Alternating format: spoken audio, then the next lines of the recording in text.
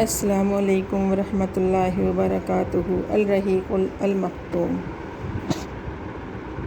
جنگ احد کے بعد کے حالات۔ حضرت سہل رضی اللہ عنہ فرماتے ہیں کہ مجھے معلوم ہے جب جنگ احد میں اللہ کے نبی رسول اللہ صلی اللہ علیہ وسلم کے زخموں کو کس نے دھویا اور کس نے ان کے زخموں پر پانی بہایا۔ حضرت سہل رضی اللہ عنہ فرماتے ہیں کہ اللہ کے نبی کی لخت جگر حضرت فاطمہ الزہرا رضی اللہ عنہا آپ کے زخم دھو رہی تھیں اور حضرت علی رضی اللہ عنہ اپنی ڈھال سے ان کے زخموں پر پانی بہا رہے تھے۔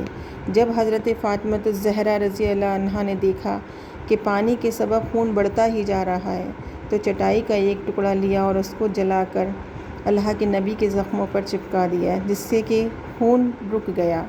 ادھر حضرت محمد بن مسلمہ رضی اللہ شیریں اور خوش ذائقہ پانی لائے جس کو اللہ کے نبی نے نوش فرمایا اور ان کو دعائے خیر دی۔ زخم کے اثر سے نبی کریم صلی اللہ علیہ وسلم نے ظہر کی نماز بیٹھے بیٹھے پڑھی اور صحابہ کرام نے بھی آپ کے پیچھے بیٹھ کر ہی نماز ادا کی۔ شہیدوں کے کفن دفن اور اللہ کی حمد و ثنا سے فارغ ہو کر اللہ کے نبی نے مدینے کی واپسی کا رخ کیا۔ چنانچہ راستے میں حضور صلی اللہ علیہ وسلم کی ملاقات حضرت حمنہ رضی اللہ بنت حبش سے ہوئی۔ انہوں نے اپنے بھائی عبداللہ بن رضی اللہ عنہ بن حبش کی شہادت کی خبر دی گئی جب انہوں نے اس پر انا للہ و انا الیہ پڑھی اور دعائے مغفرت کی۔ پھر ان کو ان کے ماموں حضرت حمزہ رضی اللہ عنہ بن عبد المطلب کی شہادت کی خبر دی گئی تو اس پر بھی انہوں نے انا للہ و انا الیہ راجعون پڑھا اور دعائے مغفرت کی۔ اس کے بعد ان کو ان کے شوہر حضرت مصعب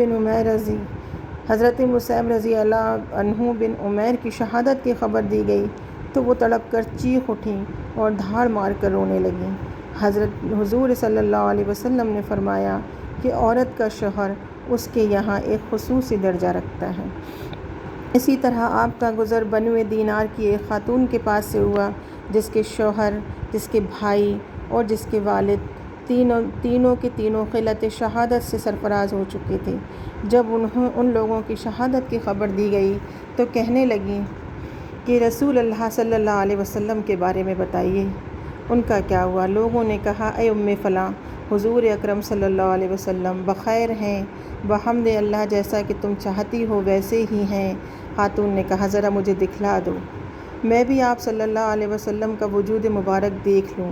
لوگوں نے انہیں اشارے سے بتایا اور جب ان کی طرف انہوں نے نگاہ اٹھا کر آپ صلی اللہ علیہ وسلم کو دیکھا تو بے ساختہ پکار اٹھیں کہ اللہ آپ کو دیکھنے کے بعد ہر مصیبت کو چھوٹا کر دیتا ہے۔ ثنائے راہ میں حضرت سعد بن معاذ رضی اللہ عنہ کی والدہ مبارک آپ کے پاس دوڑتی ہوئی آئیں اور اسی وقت حضرت سعد رضی اللہ بن معاذ اللہ کی نبی رسول اکرم صلی اللہ علیہ وسلم کے گھوڑے کی لگامیں تھامے ہوئے تھے۔ کہنے لگے کہ یا رسول اللہ، یہ میری ماں ہیں۔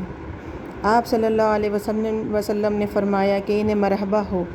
اس کے بعد ان کو استقبال کے لیے اللہ کے نبی رک گئے۔ جب وہ قریب آئیں تو آپ صلی اللہ علیہ وسلم نے ان کے صاحبزادے عمرو بن معاذ رضی اللہ عنہ کی شہادت کے کلمات ان سے کہے، انہیں تسلی دی اور صبر کی تلقین فرمائی اور کہنے لگیں، جواب میں وہ کہنے لگیں کہ آپ صلی اللہ علیہ وسلم کو میں نے بسلامت دیکھ لیا ہے تو یہ میرے لیے ہر مصیبت اس کے آگے بہت چھوٹی ہے۔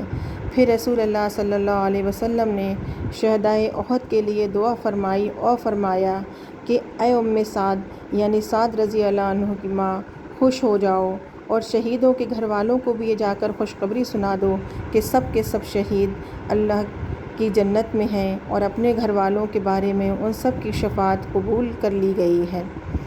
وہ کہنے لگیں اے اللہ کے نبی، ہمارے جو ہم لوگ پیچھے رہ گئے ہیں، پسماند جو لوگ ہیں، جو ان کے لیے بھی دعائے خیر فرما دیجیے۔ آپ صلی اللہ علیہ وسلم نے فرمایا اے اللہ، ان کے دلوں سے غم کو دور کر دے، ان کی مصیبت کا بدل ان کو عطا فرما اور باقی رہے جو پیچھے لوگ ہیں ان کی دیکھ بھال فرما۔ یہ ہیں ہمارے اس زمانے کے لوگ اور ہماری اس زمانے کی خاتونیں کہ جو نبی صلی اللہ علیہ وسلم کی ایک جھلک دیکھنے کے لیے اپنے سارے غموں کو بھول جایا کرتی تھیں۔ اسی طرح سے اللہ کے نبی جب گھر پہنچے تو سر شام رسول اللہ صلی اللہ علیہ وسلم نے جب گھر میں داخل ہوئے تو اپنی تلوار حضرت فاطمہ رضی اللہ عنہ کو دی اور فرمایا، بیٹی اسے دھو دو۔